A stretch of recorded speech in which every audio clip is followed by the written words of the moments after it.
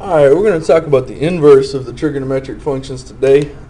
Quick review. We want to remember SOHCAHTOA, to remember that sine of an angle is equal to the opposite over the hypotenuse. Sine is opposite over hypotenuse. The cosine of an angle is adjacent over hypotenuse. And the tangent of an angle is equal to the opposite over the adjacent.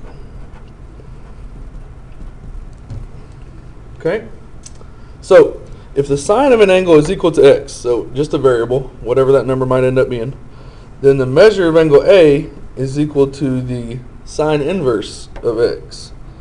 And the way that happens is basically, think about sine inverse as being like the opposite operation of sine. So we want to get A all by itself. We're going to get rid of sine. We do the sine inverse to cancel it out. And because we did it on one side, we do it on the other side. So we end up doing sine inverse of x on the other side. And that gives us the measure of angle A. So in the previous lesson, all we were doing was finding sides. Today, we're going to be finding angles. And because of that, it's going to require us to use these inverse functions. So same thing. If you got cosine of angle A is equal to x, then the measure of angle A would be equal to the cosine inverse of x. And same thing for tangent. So let's find the measure of angle A and B and round to the nearest tenth if necessary. So if I'm setting up an equation to solve for angle A, I can set this up a lot of different ways because they gave me all three sides. So I could set it up using sine, cosine, or tangent. I have all the sides available to me. So let's just say I want to do sine. So sine of angle A is equal to, remember sine is opposite over hypotenuse. So the side opposite angle A is the 5, and the hypotenuse is the 13 because it's opposite the right angle. So if I'm setting it up for sine, opposite over hypotenuse would be 5 over 13. So there's the equation. Now if my goal is to find out what A is, I need to get rid of the sine because I want A all by itself. So to make that happen, I would do the opposite operation essentially, giving me A all by itself. If I do something on one side, I got to do it on the other side. So what I'm actually typing in the calculator to find the measure of angle A is this right here. I'm going to do the sine inverse of 5 over 13. And when I type that in, I get 22.619 whatever. Since it told us to round to the nearest tenth, 22.6. Angle A is approximately 22.6 degrees. Now, at the beginning, I told you I could have used sine, cosine, or tangent. So let's just see what it would look like if I used the others. Let's do cosine of A. Remember, cosine is adjacent over hypotenuse. The 12 is the side that is adjacent. And the hypotenuse is 13. So, just like I did on the previous one, if I'm solving for A, I want A all by itself. I got to get rid of that cosine.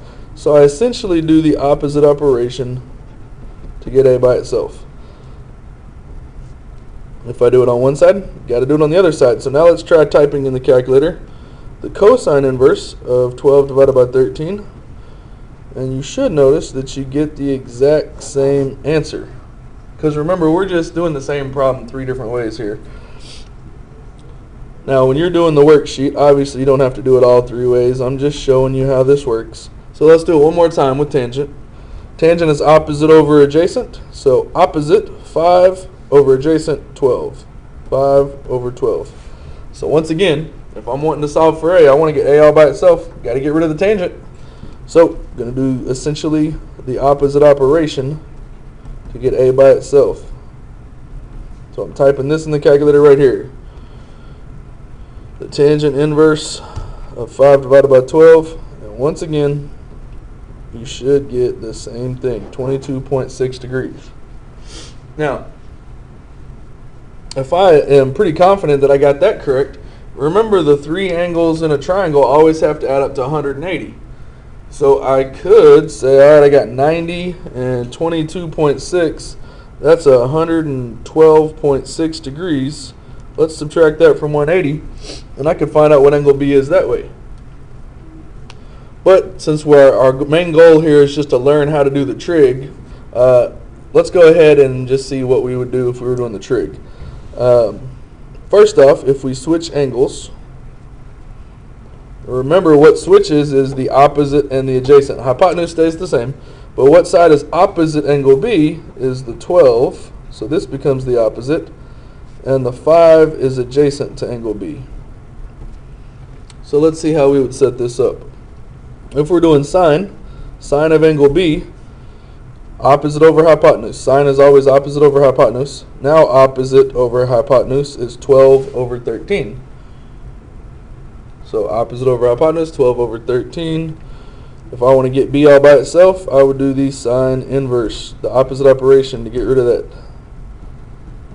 So I'm going to do sine inverse of 12 over 13, and I should get 67.38, which would round to 67.4.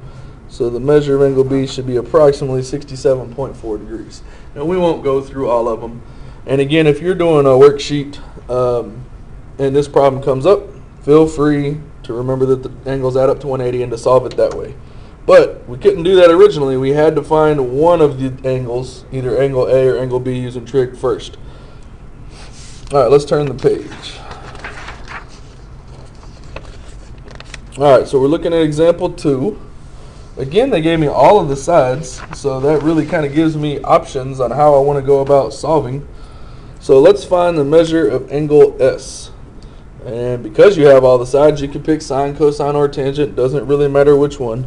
Let's just go with sine. So we're finding the sine of angle S. I want opposite over hypotenuse. Well, opposite angle S would be the 3, and the hypotenuse would be 5 because it's opposite the right angle. So opposite over hypotenuse would be 3 over 5. So we've got the equation set up. We want to solve for S. That means I got to get rid of sine to get S all by itself. So I essentially do the opposite operation. If I do it on one side, then I got to do it on the other side. So I'm typing this in the calculator right here. Sine inverse of 3 divided by 5, and I should get 36.86, and then we're rounding to the nearest tenth, so 36.9. So the measure of angle S, 36.9 degrees. So then remember, the three angles in a triangle always add up to 180. So if this is 90, anytime you got a right triangle, remember the two acute angles add up to 90. So I could just do 90 minus 36.9, and that would give me the measure of angle E. Measure of angle E, 53.1 degrees. Now, just so we can see that the trig would work also, I want to do the same. I want to do a different process to find angle E. Let's do sine, cosine, or tangent. We got all the sides, right? Let's just do tangent, just for fun. Tangent of angle E. So here's angle E. Now remember, when you change the angle, it changes the opposite and adjacent. So opposite angle E is the 4, and adjacent to angle E is the 3. So tangent, opposite over adjacent, 4 over 3. So if I want to get E all by itself from this equation, I would have to get rid of the tangent. So I essentially do the opposite operation. And I got the tangent inverse of 4 divided by 3. And if I type that in, I get 53.1 degrees. So different process, same result. But again, you don't have to do this when you're doing your worksheet. You can do the shorter method right there. All right. We'll stop doing extra work. Let's just start doing it like we can, solving it as easily as we can. All right, find the unknown side lengths and angle measures and round to the nearest tenth if necessary. So first, the easiest thing for us to do is to find the missing side. Anytime you got a right triangle and you know two of the sides, you can find the third side by using Pythagorean theorem. Remember, when you do Pythagorean theorem, that C always has to be the hypotenuse. So the hypotenuse here is 15.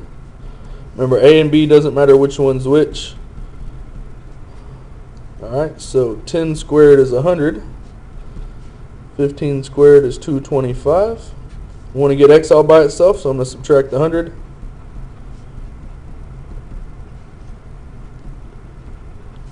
And then I want to get rid of that squared, so I have to do the opposite operation, which means I'm doing the square root. If I do it on one side, then I got to do it on the other side. And if I do the square root of 125, I get approximately 11.2. So the distance from Q to P is 11.2, approximately. Alright, now I want to find the measure of angle R. So here's angle R. Okay, the side opposite angle R is the one I just found. This side is adjacent to angle R, and this side is the hypotenuse. Now, I have all three sides, but one of them is a rounded number. I prefer to use exact numbers when possible, because as soon as you use a rounded number, you're going to get close to your answer, but you're not going to be exact. Let's use the exact numbers. So let's use the adjacent side and the hypotenuse side. So if I'm using adjacent and hypotenuse, remember our SOHCAHTOA, adjacent and hypotenuse would be cosine. Got to use cosine here if I want to use the exact numbers. So cosine of angle R is equal to the adjacent over the hypotenuse. So if I'm solving for R, got to get rid of cosine. I'm doing the opposite operation basically. So if I do it on one side, I do it on the other side. So I'm doing the cosine inverse of 10 divided by 15. That should give me 48.2 approximately.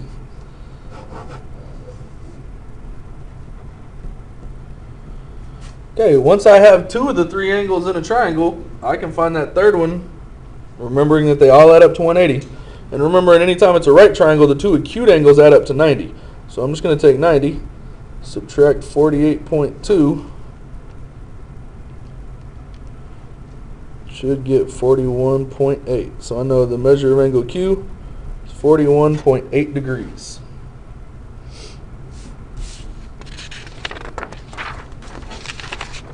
Alright, last example. Alright, find the unknown side lengths and angle measures and round to the nearest tenth if necessary. Now this time, the easiest thing to find right off the bat is the missing angle. Because this last time I had two sides and it was easiest to find a third side. This time I have two angles, so it'll be easiest to find the third angle. Remember, in any kind of right triangle, the two acute angles add up to 90. So I'm just going to do 90 minus 51 is 39. So I know the measure of angle D is 39 degrees. Okay? So now if I want to find the length of line segment DE, remember the first thing I need to do is pick an angle. I'm just going to go with 51 degrees. That way, if for some reason I made any kind of mathematical mistake coming up with this angle, that it doesn't affect the next answer. I should be good, but let's start with this angle right here. Okay, I'm looking for the side that is opposite the 51 degree angle, and I've been given the 18, which is the hypotenuse. So if I'm doing opposite and hypotenuse, remember our SOHCAHTOA. If I'm doing opposite and hypotenuse, that would be using sine. So I'm going to set that up. Sine of the 51 degree angle is equal to the opposite over the hypotenuse. So there's the equation. All I got to do to solve for x, it's being divided by 18. So I do the opposite and I multiply by 18. So I am now typing in the calculator 18 times the sine of 51. And if we're rounding to the nearest tenth, I got 13.98. The 8 will make the 9 round up, which makes it 10, which has to carry the 1 over, and so I end up with 14. So the distance from D to E right here is 14.0. Since we're rounding to the nearest tenth, we want to make sure we keep a number in that tenth place to show that it came out rounded to 14. Alright, now that I know that side, I can either do Pythagorean theorem to find that missing side, or I can set another trig equation up. Since most of y'all are pretty comfortable with Pythagorean theorem, let's do it that way. So I know the hypotenuse is 18. Make sure that goes in for C. And then from there, which one is A and B doesn't really matter. So I'm putting 14 in for B. 14 squared is 196. 18 squared is 324. So I'm going to subtract the 196 because I'm trying to get x all by itself. And then I want to get rid of that squared, so I got to do the opposite operation and take the square root.